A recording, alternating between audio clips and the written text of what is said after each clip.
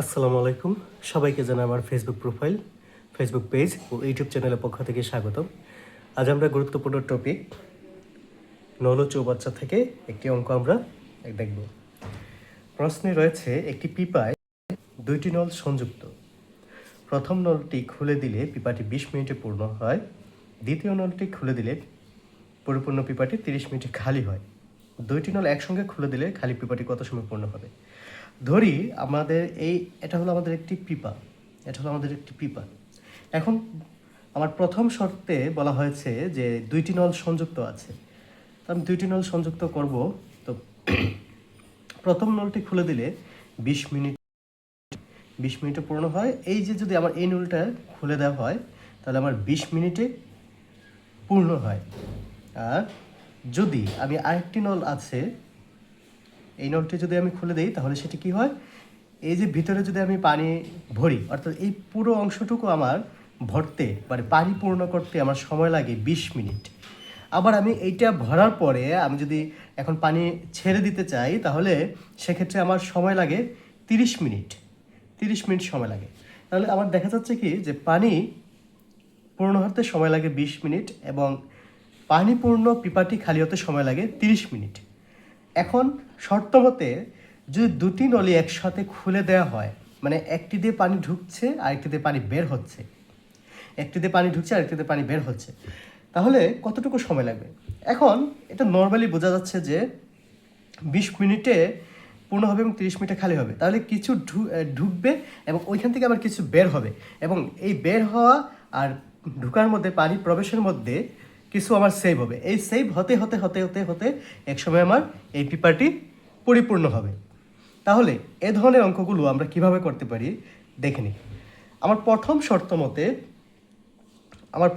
মতে আমাকে বের করতে হবে 1 মিনিটে কতটুকু পরিপূর্ণ হয়। তাহলে প্রথম নল দ্বারা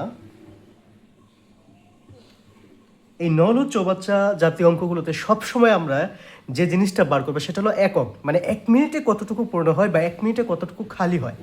হ্যাঁ, এবং যদি পানি পূর্ণ হয় মানে পানি যদি প্রবেশ করে সেক্ষেত্রে হবে প্লাস, আর যদি পানি বের হয়ে যায় সেক্ষেত্রে হবে মাইনাস।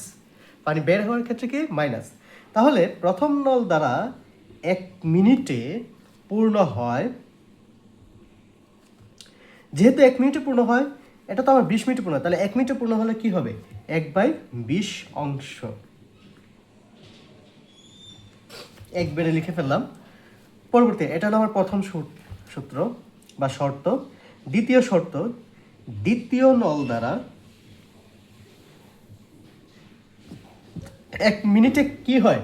খালি হয়, পূর্ণ হয় না, এখন হয় খালি হয়। 1/30 অংশ। যেহেতু আমার 30 মিনিটে খালি হয় তাহলে সেক্ষেত্রে আমার কি 1/30 অংশ। এখন আমার প্রশ্ন হলো, আমার এই পিপাটি ভরবে কিভাবে? পানি ঢুকবে, পানি বের হবে, এবং কতটুকু অংশ মানে বের হওয়া এবং মানে পানি প্রবেশ করা এবং বের হওয়ার মধ্যে কতটুকু আমার খালি বা কতটুকু পূর্ণ হবে, এটাই আমি বের করবো। তাহলে উভয় নল দ্বারা 1 মিনিটে পূর্ণ হয়। যেহেতু 1/20 আমি বলেছিলাম যে পানি প্রবেশ করলে প্লাস, তাহলে আমার প্লাসের কোনো চিহ্ন দেওয়া লাগবে না, 1/20। আর যেহেতু এটা খালি হচ্ছে তাহলে কি বলেছিলাম? মাইনাস 1/30 অংশ। তাহলে প্রবেশ করলে কি প্লাস। যদি এমন হতো যে প্রথম নল দ্বারা 20 মিনিটে পূর্ণ হয় আবার দ্বিতীয় নল দ্বারা 30 মিনিটে পূর্ণ হয়, তাহলে সেক্ষেত্রে কি হতো? এখানে প্লাস হতো। হ্যাঁ, সেক্ষেত্রে দুটোই প্রবেশ করছে, প্লাস হতো। আর যেহেতু খালি হচ্ছে সেহেতু মাইনাস। আমরা এখানে লিখে রাখলাম যে প্রবেশ করলে প্লাস,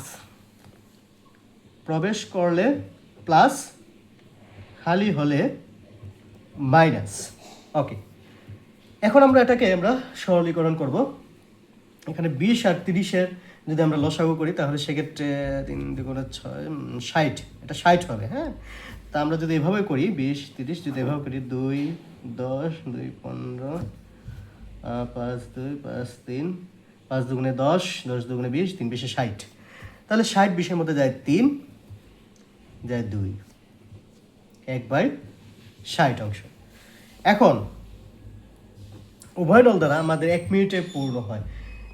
তাহলে 1/60 এটা কিন্তু পূর্ণ অংশ না, মানে এই 1/60 আমার পূর্ণ হয় 1 মিনিটে, তাহলে 1/60 পূর্ণ হয় 1 মিনিটে। এটা তো আমার পুরো অংশ না, সম্পূর্ণ অংশ না। হ্যাঁ, আমরা কি করি, এই অংশটা মানে আমার তো 20 মিনিটে পূর্ণ হয়, এই 1/20 অংশটা কিন্তু একটা নির্দিষ্ট অংশ। তাহলে আমার সম্পূর্ণ অংশকে আমরা কি ধরি, আমরা সম্পূর্ণ অংশকে সবসময় 1 ধরি। কি ধরি? 1। তাহলে 1 অংশ পূর্ণ হয়।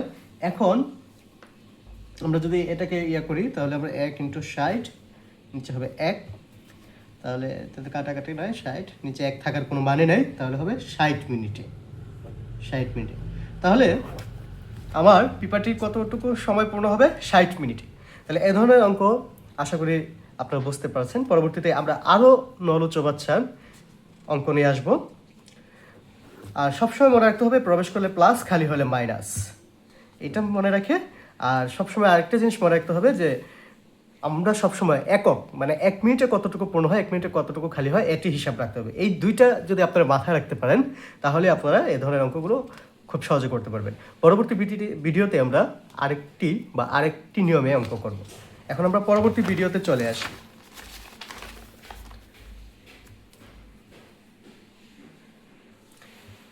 এখন আমাদের যে প্রশ্নটি সেটি হলো, একটি বাইসাইকেল, আমরা দুঃখিত কলম আরেকটি নেই, একটি বাইসাইকেল 7,200 টাকায় বিক্রয় করায় 10% ক্ষতি হলো। আমি মনে করি এই একটা সাইকেল,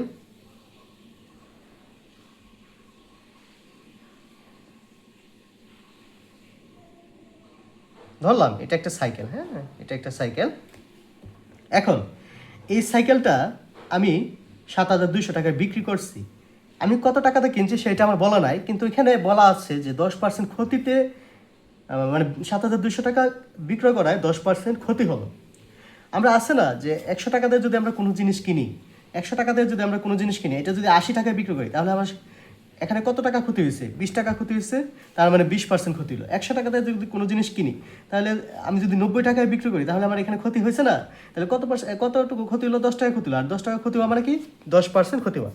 আবার যদি 100 টাকায় ক্রয় করে যদি আমি 125 টাকায় বিক্রি করি, তাহলে আমার কত টাকা লাভ হলো? 25 টাকা লাভ হলো। এই 25 টাকাই হলো 25%, মানে 25% লাভ। তাহলে সেক্ষেত্রে 7,200 টাকা বিক্রয় করায় 10% ক্ষতি হলো। তাহলে 10% ক্ষতিতে এটার বিক্রয় মূল্য যদি আমরা একটু দেখি, 10% ক্ষতিতে বিক্রয় মূল্য 100 - 10 অর্থাৎ 90 টাকা। তাহলে কি 90 টাকা। তাহলে এখন আমরা বলতে পারি, এখন কিন্তু আমরা বের করতে পারবো যে 90 টাকা বিক্রয় মূল্য হলে ক্রয় মূল্য তাহলে কত টাকা? 100 টাকা।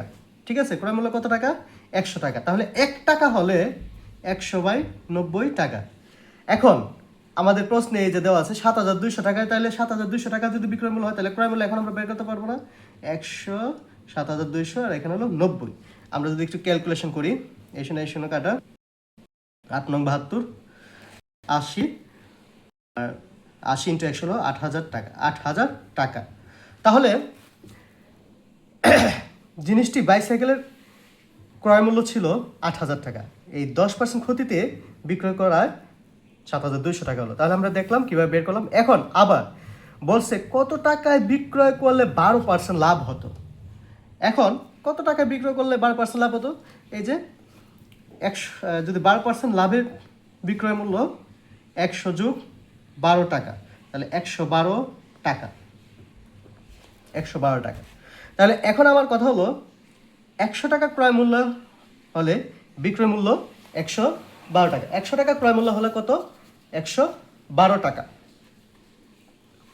আমরা 100 টাকা ক্রয় মূল্য হলে বিক্রয় মূল্য 112 টাকা। 1 টাকা হলে 112, আর এখানে নিচে থাকবে 100। 8,000 টাকা যেহেতু আমার ক্রয় মূল্য আমার দেওয়া আছে, আমরা 8,000 টাকা বাইসাইকেলটির ক্রয় মূল্য আমরা পেয়েছি 8,000 টাকা। তাহলে 12% লাভে বিক্রয় করতে গেলে 112 × 8,000, 100, 2 কাটা, তাহলে 80। 80 × 112 আমার কত হবে? 8,960 টাকা। 8,960 টাকা। এটাই আমাদের উত্তর। তাহলে আমরা বিষয়টা বুঝতে পারছি তো যে কিভাবে করতে হবে। অর্থাৎ বাইসাইকেল আমি 10% আমার ক্ষতি হলো, ক্ষতিতে বিক্রয় মূল্য আমার বের করতে হবে এবং ওই বিক্রয় মূল্য মানে 90 টাকা বিক্রয় মূল্য, ক্রয় মূল্য 100 টাকা, 1 টাকা হলো এত টাকা, 7,200 টাকা হলো এত টাকা। এখন আমরা তো এটার ক্রয় মূল্য পেয়েছি, তাহলে ক্রয় মূল্য যদি 8,000 টাকা হয় তাহলে 12% লাভ করতে গেলে অবশ্যই 100 টাকায় 12 টাকা লাভ করতে হবে। তাহলে 1 টাকা এত টাকা, 8,000 টাকা এত টাকা। আশা করি সবাই বুঝতে পেরেছেন। পরবর্তী কোনো ভিডিওতে আপনাদের সাথে দেখা হবে। আবার ভালো থাকবেন।